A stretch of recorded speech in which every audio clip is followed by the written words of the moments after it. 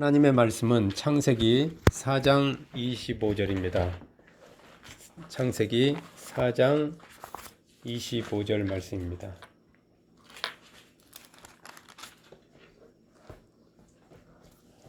찾으셨으면 25절 26절까지 하죠. 한 절 더.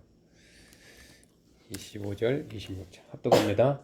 아담이 다시 자기 아내와 동침함에 그가 아들을 낳아 그의 이름을 셋이라 하였으니 이는 하나님이 내게 가인이 죽인 아벨 대신에 다른 씨를 주셨다이며 셋도 아들을 낳고 그의 이름을 에노스라 하였으며 그때 사람들이 비로소 여호와 이름을 불렀더라. 아멘. 기도하겠습니다. 참으로 좋으신 아버지, 오늘 이렇게 한자리에 모여 예배할 수 있도록 우리를 지켜주시고 돌봐주시고 인도해 주셔서 참으로 감사합니다. 존귀하신 주님의 보혈로 우리의 모든 죄를 사해 주시고 오늘도 하나님의 자녀로 저희들을 받아주시니 감사합니다. 저희 지체들, 성도들 각 가정마다 하는 일마다 하나님께서 축복하셔서 부족함이 없게 해주시니 참으로 감사합니다. 우리 주위에 아직도 예수님을 알지 못하고 방주 밖에서 살아가고 있는 그 영혼이 구원받지 못한 심령들이 많습니다. 주여 저들을 불쌍히 해주시고 그들의 영혼을 속히 구원하여 주셔서 함께 천국 대열에 합류할 수 있도록 주여 인도하여 주시옵소서. 아멘. 오늘도 저희들이 하나님의 말씀을 사모하여 기다리고 있습니다. 하나님의 말씀을 우리가 지식으로 받지 않게 해주시고 믿음으로 받아서 그 말씀대로 믿고 살아 우리 그 말씀이 약속하신 그 수많은 복을 우리가 체험하며 살 수 있도록 주여 축복하여 주옵소서. 이 말씀이 우리에게 힘이 되게 해주시고 이 말씀을 받고 우리가 회복되게 해주시고 치유되게 하시고 아버지 모든 것이 다 하나님이 기대하시는 원하시는 그런 위치로 회복될 수 있도록 축복하시니 감사하며 예수님 이름으로 기도하였습니다. 아멘. 자, 코로나로 인해서 모두가 참으로 어려운 시기를 보내고 있습니다. 그나마 우리 나라 같은 경우는 뭐 우리보다도 더 코로나에 대응을 잘하는 나라들도 있겠지만 그래도 코로나 발병 초기부터 지금 수개월이 지났는데 그래도 나름대로 잘 준비가 되어져 가지고 단계별로 코로나 방역을 잘하고 있어서 어려운 가운데서 한편 다행이다 이렇게 생각하고 있습니다. 제가 이게 목이 역류성 식도염이래요. 그래서 이게 자꾸 잠기고 그러네요. 그냥 생각날 때마다 좀 기도해 주셔서 좀 목소리가 좋은 상태에서 말씀을 전해야 되는데 죄송합니다. 근데 이 모든 방역의 중심에 정은경 그 질병관리청장이 있습니다. 그분은 그 2015년도에 그 메르스 사태 때 그 질병관리본부, 지금은 질병관리청이 됐지만 그 관리본부에서 질병예방센터장으로 이렇게 재직하면서 메르스의 아주 그 위기 때 그 대타로 그 센터 그 책임자가 되어서 나름 효과적으로 잘 대응했지만 그 메르스 종식 후에 그 방역 실패, 초기에 방역 잘못한 것에 대해서 그 실패 책임을 지고 감봉 그 징계를 받습니다. 상은 주지 못할 망정 이게 징계를 주는 것이 억울할 수도 있지만 그럼에도 불구하고 이의 제기를 한다든가 이런 일체 대응을 하지 않고 그런 자기 위치에서 묵묵히 그 자기 할 일만 이렇게 했다고 해요. 그 후에 또 2015년에 그렇게 메르스 스타트하고 2017년에 그렇게 사실 징계를 먹으면은 참 그 복직하기가 힘든데, 오히려 2017년도에 질병관리본부장으로 두 단계를 그 이렇게 그냥 뛰어넘어 가지고 승진해서 그 2년 동안에 뭐 역학조사관을 충원한다든가 진단 검사를 준비한다든가, 그리고 어떤 동선을 추적하는 방법을 만들어낸다든가, 그다음에 어떤 위기 단계별로 어떻게 대응할지에 대한 그런 매뉴얼들, 그런 것들을 전략 등을 마련하면서 미래에 있을 또 다른 신종 감염병 대응을 차분하게 이렇게 준비하였다고 합니다. 그러다가 2019년도에 2년 후에 이분이 질병관리본부장으로 취임하고 나서 2년 후에 12월 달에 중국 우한에서 지금 그 감염하고 있는 코로나19가 이렇게 발생하게 되었고, 그래서 그분은 그동안 준비한 카드를 이렇게 위기 때마다 하나씩 하나씩 꺼내서 단계별로 혼신의 힘을 다해 코로나19와 맞서 싸우고 지금 있는 겁니다. 사실 우리가 막 뭐 이렇게 뭐 2단계니 1단계니 아니면 뭐 이런 것들이 그냥 잘하는 것 같아도 다 준비가 돼 있었기 때문에 이게 잘하는 거지, 전혀 준비가 안 돼 있으면은 막 이렇게 모든 국민들이 면역을 갖게 하기 위해서 다 우리가 맞자 막 스웨덴 같이 그런 막 말들이 막 나오게 되고, 마스크를 왜 쓰냐 막 이런 말들이 많아서 나의 사회가 혼란스러워서 자칫하면 계엄을 선포해야 될 정도로 지금보다 더 어렵고 힘든 상황이 될 수도 있었던 거예요. 생각해보면 아찔합니다. 이런 정 청장의 양력을 보면서 문득 임진왜란 당시에 그 이순신 장군과 이분이 동급을 한다면 언감생심일 수도 있지만 하여튼 오버랩돼요. 이렇게 떠오릅니다. 그때나 지금이나 국가의 위기 앞에 이 백성보다는 당파 싸움에 여념이 없는 그 정치인들의 모습이 그때나 지금이나 똑같아요.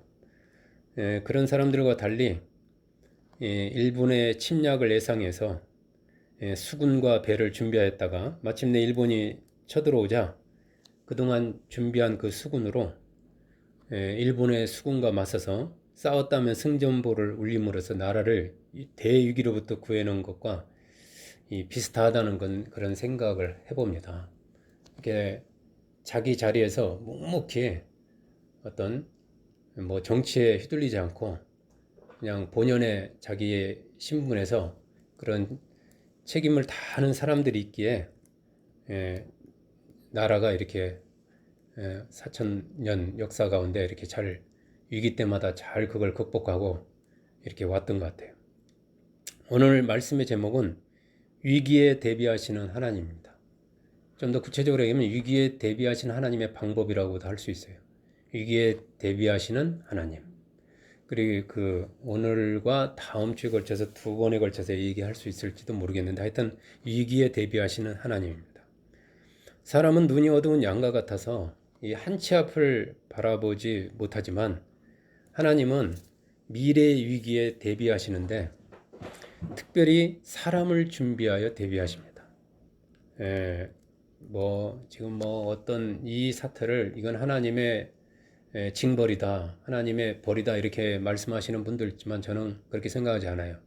하나님은 우리를 사랑하시기 때문에 이거를 위기에 대비하시는, 알고 보면 여러분 코로나니 뭐니 다 인간이 욕심 때문에 발생하는 거 아닙니까? 하나님이 무슨 인간을 죽이려고 코로나를 만들어서 인간의 죄에 대해서 벌 주려고 그렇게 하시는 하나님이십니까? 그건 아니에요. 자꾸 그 하나님의 벌이다 징계다 하시는 분은 나름대로 성경을 보는 관이 있어서 그렇게 말씀하시는 것 같지만 저는 아니라고 생각해요. 다 인간의 잘못해서 이렇게 일어나는 것을 하나님은 어떻게든 수습도 하시려고 하시는 그런 하나님이시지, 뭐 하나님이 뭐가 하셔서 그렇다면 아들까지 보내실 필요도 없잖아요. 오늘 본문 말씀을 보면 아담 가정에 큰 비극이 일어납니다. 장남인 아담이 동생 아벨을 미워해서 돌로 쳐 죽인 거예요. 있을 수가 없는 일이지만 일어났습니다. 그 벌로 가인은 아담 가정에서 쫓겨나서, 성경은 하나님 앞에서 쫓겨났다고 그래요. 아담 가정에서 쫓겨나는 것이 곧 하나님의 그 아담 그래도 하나님을 믿는 가정에서 쫓겨납니다. 하나님 앞에서 하나님의 복으로부터 멀어지게 됩니다. 그래서 유리하는 자가 돼요. 졸지에 두 아들이 하나는 죽고 하나는 이렇게 쫓겨나면서 사라짐으로써 아담 가정에 이렇게 후사가 끊어지는 최대 위기가 찾아온 것입니다. 그러나 하나님은 모든 것을 대비하시는 하나님이세요. 그래서 하나님은 아담에게 가인이 죽인 그 아벨 대신에 셋을 다른 씨로 주십니다. 오늘 성경에 다른 씨로 대신하여 대비하여 대비 그걸 대신하여서 셋을 다른 씨로 주십니다. 하나님은 아담 가정에 이 아벨 대신에 셋을 주셔서 그 셋을 통해서 에노스라는 손자를 통해 혈통을 이어갈 수 있게 하셨어요. 에노스 때에 사람들이 비로소 하나님의 이름을 부르기 시작했다고 성경은 기록하고 있습니다. 이와 같이 하나님은 위기 때마다 사람을 예비하여서 그 위기에 대비하게 하십니다. 지금도 하나님은 저와 여러분을 위해서 특별한 사람들을 준비해서 모든 것을 대비하고 계십니다. 그래서 저도 뭐 어떻게 앞으로 전개될지 모르지만 아까 정청장 같은 사람도 하나님이 대비에 있어서 이 나라를 우리나라를 위해서 대비하셔서 우리에게 주신 그런 사람이다. 저는 이렇게 받아들입니다. 나는 그의 종교가 뭔지 몰라요. 그가 뭘 믿는지도 모릅니다. 그냥 제가 이렇게 믿음의 눈으로 받아볼 때 하나님이 대비하셨구나 이렇게 저는 믿는 거죠. 자, 창세기 7장 13절과 14절 말씀 보시겠습니다. 창세기 7장 13절과 14절.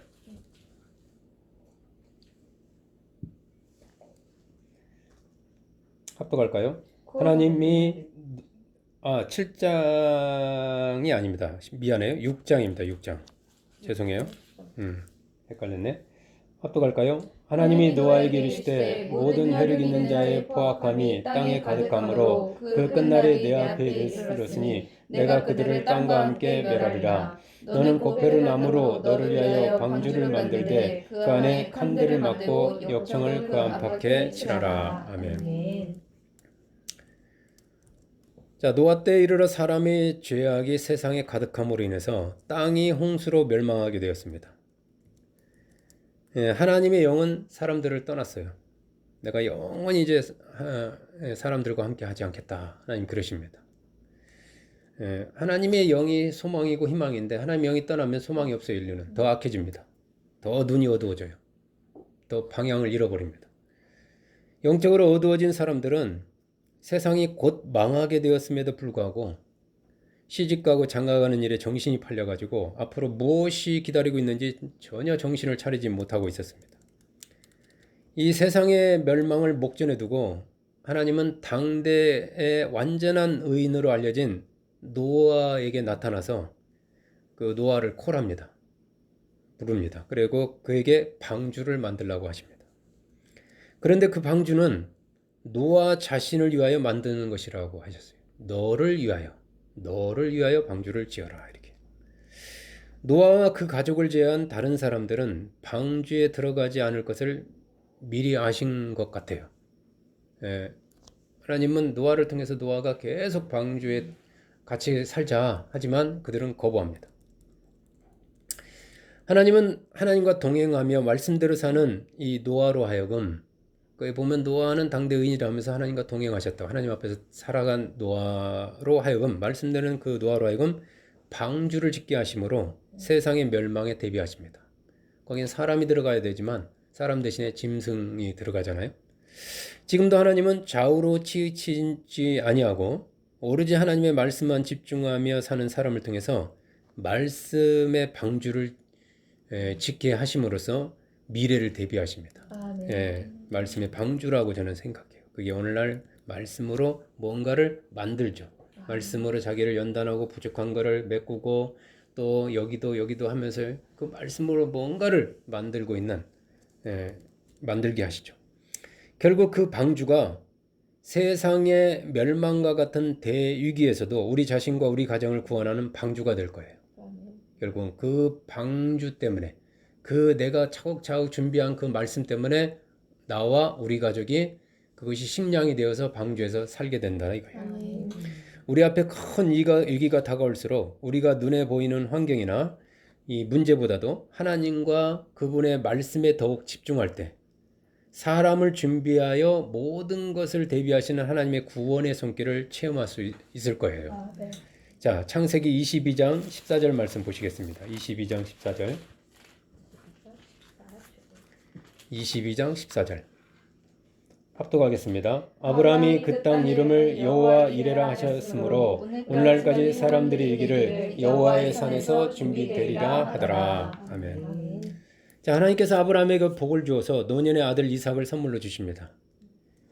이삭이 장성하자 하나님은 축복의 근원 되시는 하나님과 하나님의 축복인 아들, 다시요, 축복의 근원 되시는 하나님과 하나님의 축복인 아들 중에 아브라함이 누구를 더 사랑하는지, 누구를 더 우선에 두고 살고 있는지 그 아브라함의 믿음을 시험하기 위해서 그에게 사랑하는 아들 이삭을 번제로 드리라고 하십니다. 거기 보면 내가 사랑하는 아들을 사랑하는 아들이라고 했어요. 그 번제로 드리라고 하십니다.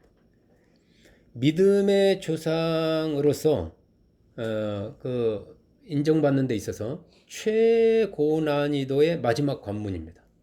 마지막 시험, 마지막 관문을 이제 아브라함이 통과하는 중이에요. 여러분, 하나님의 시험과 이 마귀의 시험과는 본질적으로 차이가 있어요. 하나님의 시험 이면에는 이 선한 뜻이, 선의가 감춰져 있지만 마귀의 시험 이면에는 악의가 들어있다는, 악한 뜻이 들어있다는 것입니다. 하나님은 더 좋은 복을 주시려고 더 좋은 복을 예비해 놓고 말씀으로 우리를 시험하셔요. 그래서 하나님의 시험은 언뜻 우리에게 좀 서운하게 이렇게 좀 어떻게 이성적으로 이해가 안 되는 것처럼 이렇게 다가옵니다. 그렇지만 마귀는 우리를 망하게 하려 온갖 좋은 것으로 유혹합니다. 달콤한 것으로 유혹합니다. 하와를 유혹할 때도 얼마나 달콤한 말로 유혹하는지 몰라요. 듣기 좋은 말, 달콤한 말로, 그럴듯한 말로 유혹해요. 하나님 말씀은 약간 우리를 거슬리고 뭔가 이렇게 좀 이렇게 거부감을 주는 것. 그래서 제가 여러분한테 하는 말이 반대로 하라. 감정대로 하지 말고. 하나님 말씀이 좀 거부감이 있어도 그대로 가면 거기는 반드시 하나님이 예비하신 복을 만나지만 뭔가 내 듣기 좋고 달콤하고 뭔가 그럴듯한 말은 한번 의심해 봐야 돼요. 무조건 이게 하나님 뜻이구나 이렇게 할 게 아닙니다. 하나님의 시험대에 올라선 아브라함은 어떤 선택을 하였을까요? 인생은 선택인데 과연 믿음의 조상답게 아브라함은 일체의 망설임이나 갈등도 없이 하나님의 말씀에 순종하여서 아들 이삭을 번제로 드리기 위해 모리아 산에 그 제단을 쌓습니다. 그리고 이삭을 결박하여 제단 나무 위에 올려놓고 칼을 내밀어서 이삭을 잡으려고 합니다. 그때 하늘에서 천사가 나타나서 아브라함이 그 하나님의 시험을 통과했음을 알리고 이삭을 죽이려는 아브라함을 다급하게 말립니다.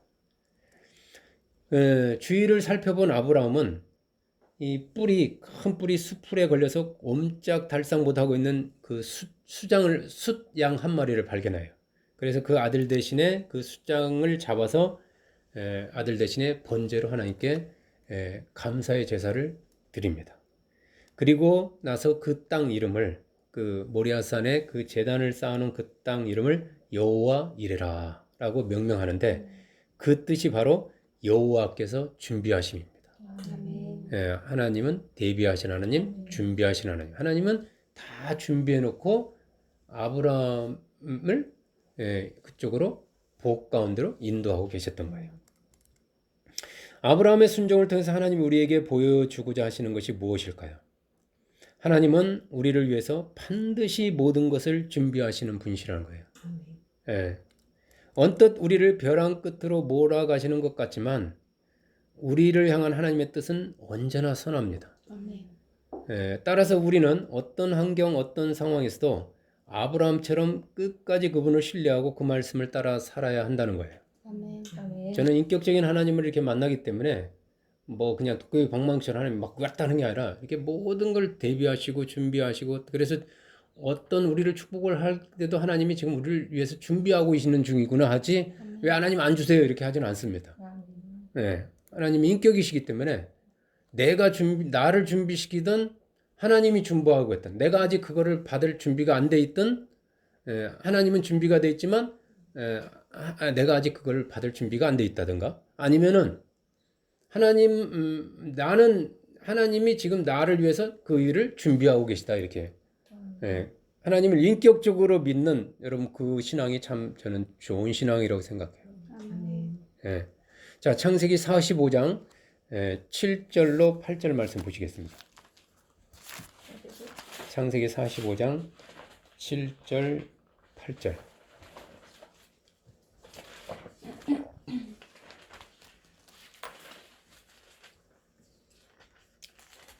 합독할까요? 하나님이 큰 구원으로 당신들의 생명을 보존하고 당신들의 후손을 세상에 두시려고 나를 당신들보다 먼저 보내셨나니, 그런즉 나를 이리로 보낸 이는 당신들이 아니요 하나님이시라. 하나님이 나를 바로에게 아버지로 삼으시고 그 온 집의 주로 삼으시며 애굽 온 땅의 통치사로 삼으셨나이다. 아멘. 세계적인 그 식량 위기 앞에서 이 식량 위기가 이제 우리도 곧 이제 도래한다고 그러는데, 하여튼 위기 앞에서 요셉을 미리 준비하여 가지고 모든 것을 대비하시는 그 하나님의 이야기입니다. 요셉이야말로 우리를 위해서 모든 것을 대비하시는 하나님의 최고의 증거라고 할 수가 있어요.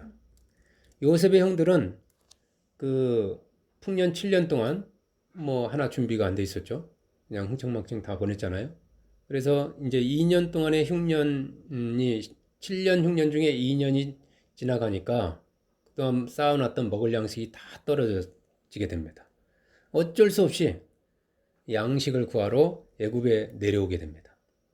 거기서 자기들이 미호에서 판 요셉이 총리가 된 것을 알게 돼요. 자기들이 팔았던 동생이 애굽의 총리가 되는 거예요. 얼마나 놀라겠어요. 이 말씀은 요셉을 판 일로 인해서 두려워 떠는 형들에게 요셉이 한 말입니다. 형들에 의해서 요셉이 애굽에 팔린 것은 하나님이 큰 구원으로 형제들의 생명을 보존하고 그 형제들의 후손을 세상에 두시려고 요셉을 형들보다 먼저 애굽에 보내신 것이라는 거예요. 요셉을 이렇게 하나님이 형들을 위기 가운데서 구원하시려고 요셉을 준비시켜 놓은 거죠. 준비하신 거죠. 이것은 사람을 준비하여 모든 것을 대비하시는 그 하나님의 이 일은, 요셉이 팔린다든가 요셉을 그 미워하게 하는 그 모든 것들이 사실을 알고 보니까 사람을 준비해서 모든 걸 대비하시는 하나님의 그 구원 계획의 일환이었다는 거예요. 따라서 요셉을 애굽에 보낸 이는 형들이 아니요 하나님이시라면서 두려워 떠는 형들을 안심시킵니다. 그냥 하는 말이 아니에요. 요셉이 깨달은 것은 모든 것을 대비하시는 하나님, 그 대비하는 것에 자기가 쓰임받았을 뿐이지 자기가 무슨 잘나서 총리가 되고 그런 게 아니라는 것을 요셉은 지금 이렇게 겸허하게 얘기하는 겁니다. 우리를 위해서 모든 것을 대비하신 하나님의 계획을 우리는 도저히 알 수가 없어요. 무엇을, 누구를 어떻게 대비하는지 우리는 모릅니다. 우리 눈에 불행이나 고통처럼 보이는 것이 안 돼 보이는 것이 실상은 먼 훗날에 하나님의 백성들을 구원하기 위한 하나님이 그 놀라운 대비하심일 수가 있습니다.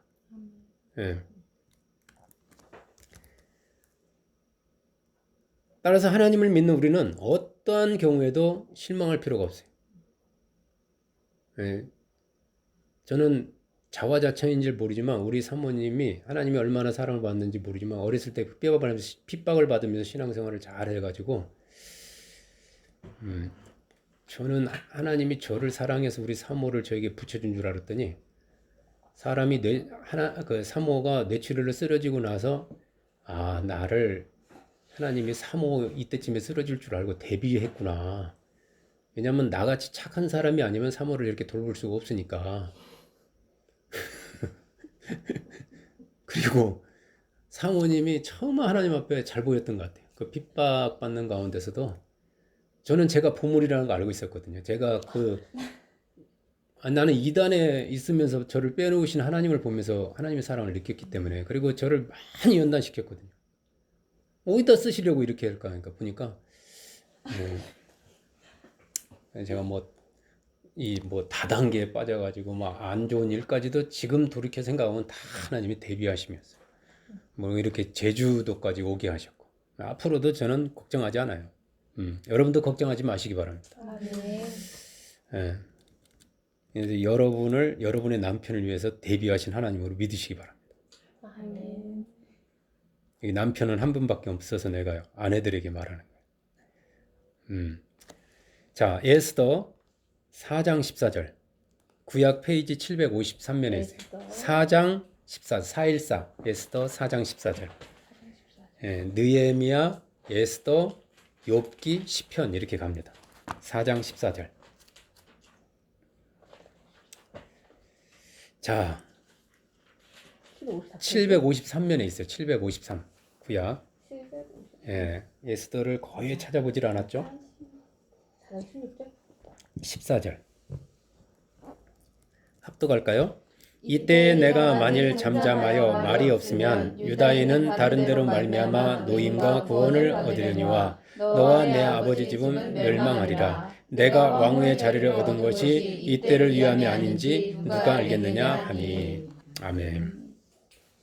너무도 유명한 에스더 이야기예요.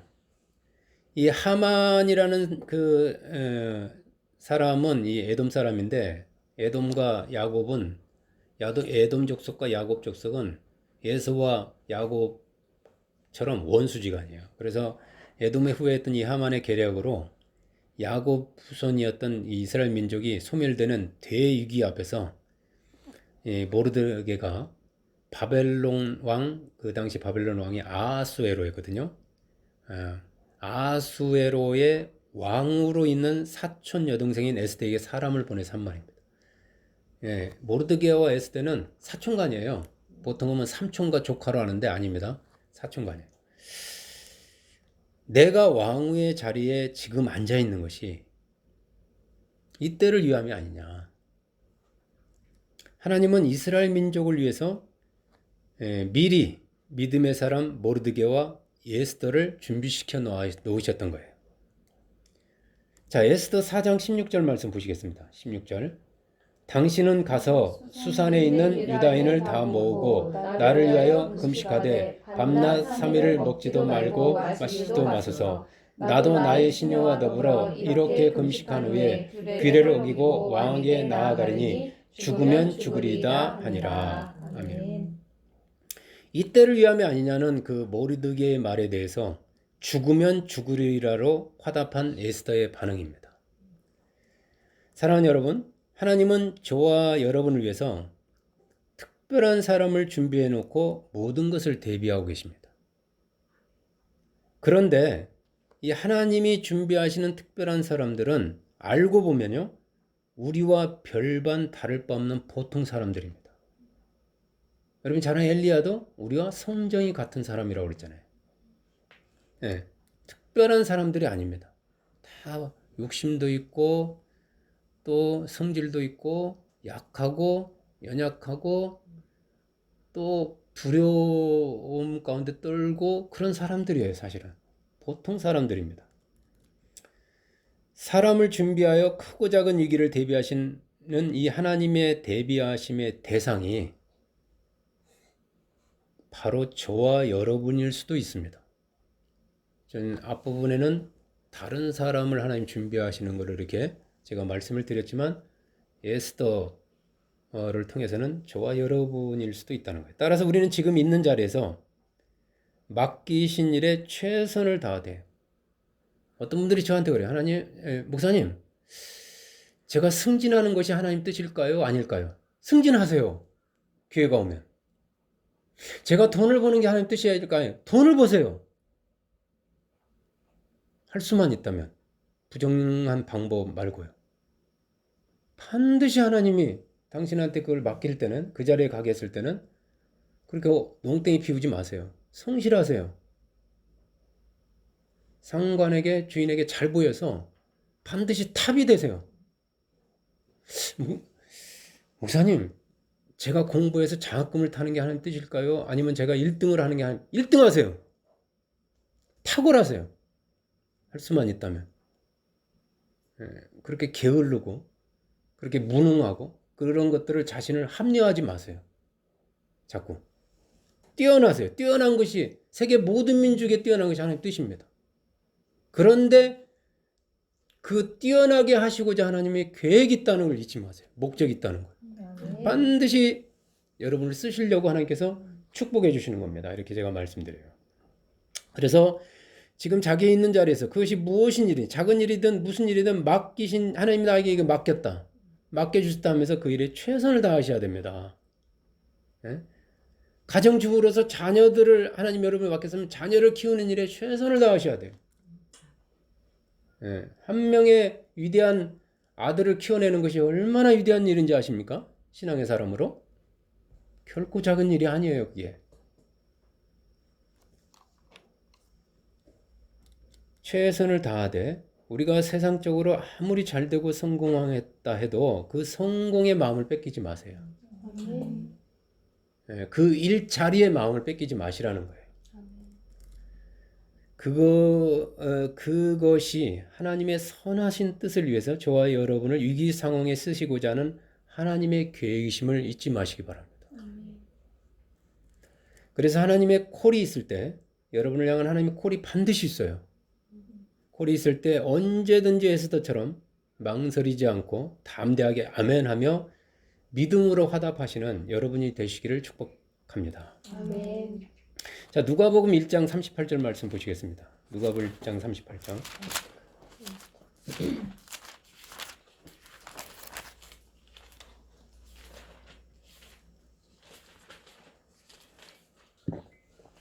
누가복음 1장 38절. 또 가보겠습니다. 마리아가 이르되 주의 여종이 오니 말씀대로 내게 이루어지이다매 천사가 떠나가니라. 아멘. 하나님은 우리 인류를 죄로부터 구원하기 위해서 아브라함을 위해 준비한 그 순양처럼 이삭 대신에 하나님께서 순양을 대비해 놨잖아요. 준비해 놨잖아요. 그 순양처럼 그 아들 예수님을 대속제물로 준비해 놓으시고 그 말씀을 이루시기 위해서 천사를 처녀 마리아에게 보내십니다. 하나님은 아들을 마지막 히든카드로 인류 구원을 위해서 히든카드로 준비해 놓으셨어요. 그게 하나님의 비밀이고 하나님의 지혜고 아무도 깨닫지 못했던 하나님의 구원 계획입니다. 마리아에게 나타난 천사는 마리아가 하나님의 은혜를 입었음을 알리고 은혜를 입은 자요 이렇게 말합니다. 은혜를 입었음을 알리고 그가 성령으로 잉태하여 하나님의 아들을 낳을 자로 택함 받았음을 고지하여 줍니다. 이걸 수태고지라고 그래요. 수태를. 그 천사의 수태고지를 받은 마리아는 조금도 망설이지 않고 대저 하나님의 모든 말씀은 능하지 못하심이 없다고 하면서 자신을 주님의 여종, 주님의 도구로 고백합니다. 주의 여종입니다. 이 말은 나는 주의 도구일 뿐입니다. 이 말이에요. 내가 이때까지 살아온 이유는 다 주님께 쓰임받기 위해서 살아온 겁니다. 이렇게 말하는 겁니다. 그리고 하나님의 말씀대로 예수님의 그 수태가 자신에게 이루어지기를 허락합니다. 승낙하고 자신의 처녀의 몸을 쉽지 않죠. 그 처녀의 몸을 하나님의 대비하심을 위한 도구로 기꺼이 내놓습니다. 저희 사모나 아이들이 왜 마당에 있는 저 쓰레기를 버리지 않고 그대로 두느냐고 성화해요. 저한테. 지저분하다고. 근데 제가 집을 수리하면서 경험한 것이 저 쓰레기처럼 보이는 저것들이 반드시 쓰임새가 있다는 사실이에요. 사다 쓰면 되지 않습니까? 근데 급할 때는 마당에 있는 저 쓰레기 가운데 여기는 그 대부분 많은 것이 여기 지금 이 집에 지금 여기저기 박혀 있습니다. 집 짓는 데 쓰임 받아요. 하나님께서 저와 여러분을 이 땅에 그대로 놔두시는 이유가 반드시 있음을 기억하시기 바랍니다. 아멘. 예, 왜 쓸어버리지 않을까? 왜 치워버리지 않을까? 아무리 생각해도 내가 지금 이게 한심한데 쓸 때가 있어서 놔두시는 거예요. 사랑하는 여러분, 하나님으로부터 은혜를 받으셨습니까?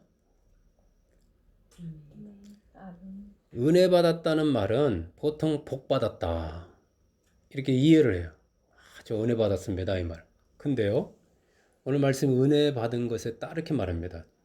좀 더 그 은혜 받은 거를 깊이 이해해 보고 들어가 보면요, 하나님의 뜻을 위해 택함을 받았다는 의미입니다.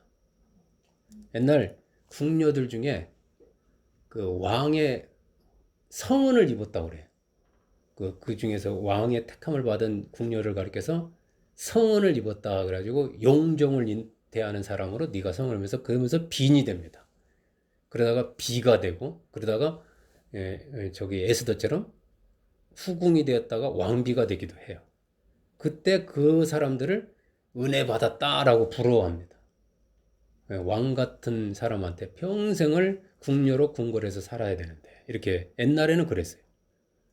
요즘은 하나님 앞에 쓰임 받는 것을 아주 기피하고 거부하더라고. 목사님 데려가면 막 도망가고, 요나처럼. 사모님 데려가면 저 안 해요 막 이래요. 근데 하나님이 어떤 분인지를 몰라서 그러는 것 같아요. 제가 보면. 하나님으로부터 위대하게 쓰임받은 은혜 받은 사람들의 반응은 나같이 쓸모없는 죄인에게 위대하신 주님께서 위대한 기회를 주셨음에 과분하게 여기고 감사하며 순종한 것이었어요. 너무너무 자신이 똑바로 하는 거예요. 나는 정말 형편없는 죄인이고 오후 5시가 될 동안에도 포도원에 들여보내려고 아무도 찾지 않는 망가질 대로 망가진 인생이라는 것을 자신을 아는 사람들이 진짜 은혜가 뭔지를 아는 거예요. 그런 사람들이 주님이 너를 쓰겠다 할 때 아낌없이 드릴 수 있어요. 아브라함도 지금 제가 나열한 사람들이 다 은혜 받은 사람들. 그게 진짜 은혜 받은 사람들이에요. 근데 요즘 가짜 은혜 받은 사람들이 너무 많아. 가짜 은혜 받은 사람들은 하나님 쓰시겠다 하면은 막 그냥 갈등하기 시작합니다. 은혜가 뭔지를 몰라서. 저 마당의 막대기 같은 정말 쓸모없어 보이는 우리에게 우주의 위대하신 하나님으로부터 그분의 대비하심을 위해 부름을 받았을 때 오늘 그 처녀 마리아처럼 기꺼이 아멘 하심으로써 귀한 일에 존귀하게 쓰임 받으셔서 하늘에서 해같이 빛나는 존재로 그렇게 생명책에 기록되시기를 주님의 이름으로 축복합니다. 아멘. 자, 이제 마지막으로 요한복음 14장 1절 2절 말씀 보시겠습니다. 요한복음 14장 1절 2절.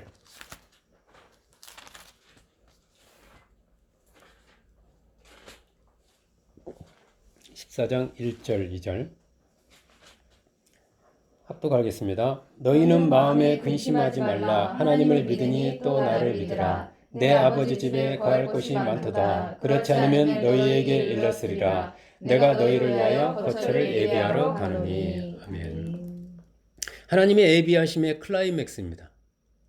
그것은 바로 여러분을 위하여 예수님을 통해서 천국의 거처를 예비해 놓으심입니다. 아멘. 여러분을 위해서 예수님도 여러분을 위해서 예비해 놓으셨지만 그 예수님이 천국 간 이유도 여러분을 위해서 거처를 예비하기 위해서 가신 거예요.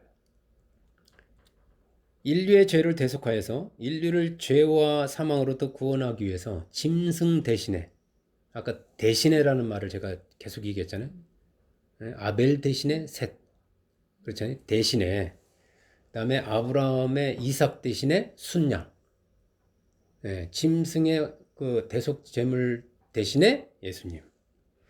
그 짐승 대신에 예수님을 십자가에 못 박고자 하시는 하나님의 뜻에, 하나님의 계획에 예수님은 전적으로 순종하십니다. 뜻을 쫓아 당신의 몸을 그 하나님 뜻에 드리는 거예요. 하나님은 당신의 뜻대로 십자가에 못 박혀 죽으신, 즉 자기 몸을 그 하나님의 인류를 구원하기 위한 대비하심에 자기 몸을 기꺼이 내어놓으신 그 예수님을 죽은 자 가운데서 부활케 하셨어요. 다시 살리셔서 승천케 하셔서 천국 하나님 우편에 앉히십니다. 아멘. 그리고 그 예수님을 구주로 믿는 저와 여러분을 위해서 천국의 거처를 예비해 놓고 계십니다. 아멘. 지금 모두가 이 기후 변화 등으로 인해서 지구의 멸망을 예언하고요. 지구의 자원이 고갈된다.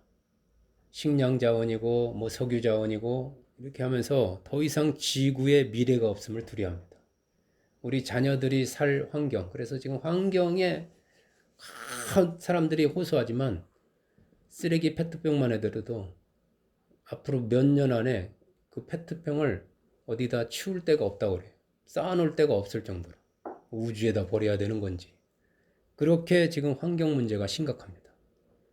잘 먹고 잘 살고 막 편리하게 살 수는 있었지만 이제 그 우리가 사용한 그 쓰레기에 우리가 묻혀서 죽게 생겼어요. 지금. 이 두려움은 과학자일수록 더 심한 것 같습니다.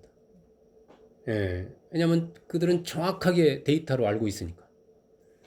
지구의 멸망을 예측은 하면서도 이 자연재해 앞에 그들은 그렇지만 뚜렷한 대비가 없어요. 그래서 예측만 합니다. 이렇게 하고 몇 년 후에 뭐가 있을 것이라고 예측만 할 뿐입니다.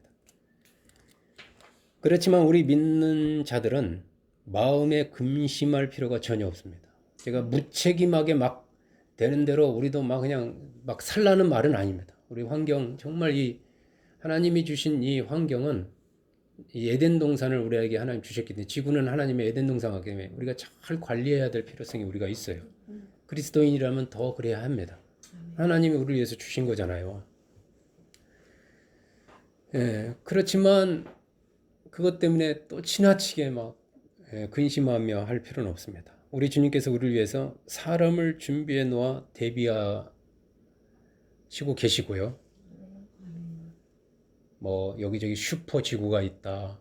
있으면 뭐하냐? 갈 수도 없는데 식량 자원을 위해서 캡슐 형태로 뭐 만든다. 뭐 여러 가지가 지금 저는 이게 막 지금 과학이 막 이렇게 급속도로 발전하고 이런 거 막 생명과학 이런 것들을 그냥 보통으로 보지는 않습니다. 뭔가 너무 막 급격하게 빨라지는 게 그만큼 멸망이 가까운 것이 아니냐. 근데 그만큼 하나님의 대비하심도 급하게 이루어지고 있는 느낌을 받아요, 저는.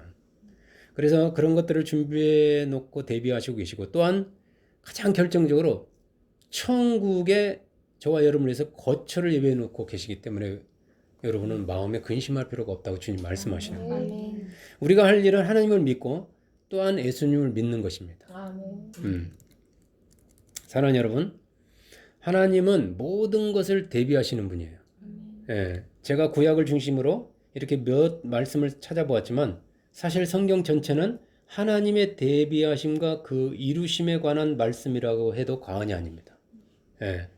여러분 모세와 여호수아 성경을 그 하나님의 대비하심과 이루심이라는 관점을 한번 보세요. 모세도 하나님이 대비하신 사람이에요. 여호수아, 기드온과 같은 사사들, 사무엘이나 엘리야와 같은 그 수많은 아담부터 다윗까지 수많은 선지자들과 사도들이 바로 그들입니다. 예. 심지어 하나님은요. 하나님의 그 일을 이루시기 위해서 믿지 않는 사람들까지도 예비해 놓고 사용하시는 하나님이십니다. 바벨론도 마찬가지예요. 바벨론도 하나님이 죄악으로 완전히 물든 이스라엘 백성을 정화하기 위한 수단으로 깨끗하게 한 수단으로 바벨론을 사용하셨다고 성경은 기록하고 있어요. 여러분 사람은 할 수 없는 일이 많지만 하나님은 다 하실 수 있어요. 아멘. 하나님에게는 우리가 알 수 없는 수많은 수가 있습니다. 아멘. 예. 자금의 그 코로나 상황에 대해서 지나친 낙관도 금물이지만 지나친 비관도 사실 금물입니다. 아무리 삶이 어렵고 힘들어도 하나님을 믿고 또 주님을 믿으면서 그 어떠한 경우에도 흔들리지 않고 견고하게 서서 하나님의 일하심을 믿음으로 바라보는 기대하는 저와 여러분 되시기를 주님의 이름으로 축복합니다. 아멘. 그래야 언젠가 저와 여러분이 하나님의 때 하나님의 말씀에 순종하여 아멘 할 때 저도 지금 제 나이 이제 60이 가까운데 아직도 포기하지 않고 있어요. 나를 어디다 쓰시려고 하기 때문에 하나님이 나에게 이렇게 뭐 집도 지어봐라 뭐 이렇게 하시는 것이지. 예, 나는 하나님 계획이 있다고 믿습니다. 아멘. 그래서 하여튼 하나님 말씀에 순종해서 아멘할 때 그 아멘이 노아처럼 여러분의 가족을 구원하는 방주가 될 수 있습니다. 아멘. 요셉처럼 나라와 민족을 구원하는 곡식 창고가 될 수 있어요. 그리고 마리아와 예수님처럼 인류를 구원하는 몸이 될 수도 있음을 여러분 기억하시기 바랍니다. 아멘. 저도 교회가 지금 여러 가지로 혼란스럽고 막 목회자들에 대한 실망 또 이렇게 막 교회가 어디로 가야 될지 모르지만 나는 하나님이 교회를 새롭게 하실 거라고 나는 믿습니다. 아멘. 예. 종교 개혁이 루터를 준비해 가지고 루터와 칼빈을 통해서 종교 개혁을 하신 하나님이 교회 개혁을 할 거라고 나는 믿어요. 아멘. 루터와 칼빈을 통해서 말씀으로 개혁은 했지만 교회가 개혁은 안 됐거든요. 교회가 그대로 돼 있었거든요. 교회는 개혁을 위해서 남겨놨다고 그래요, 다들. 그 교회를 개혁할 거라고 나는 하나님 믿습니다. 아멘. 그것도 역시 사람을 통해서. 누군가를 통해. 전혀 다른 교회의 모습. 하나님이 기대하시는, 하나님이 디자인하시고, 하나님이 꿈꾸시는 그런 교회가 나는 있을 거라고 믿어요. 아멘. 그래서 하나님의 그 위대하신 뜻에, 위대하신 그 계획에 여러분의 삶이, 여러분의 그 부요와 성공과 그 몸이 정말 가치 있게, 위대하게 쓰임 받게 되시기를, 그런 꿈을 갖고 사시기를 주님의 이름으로 축복합니다. 아멘.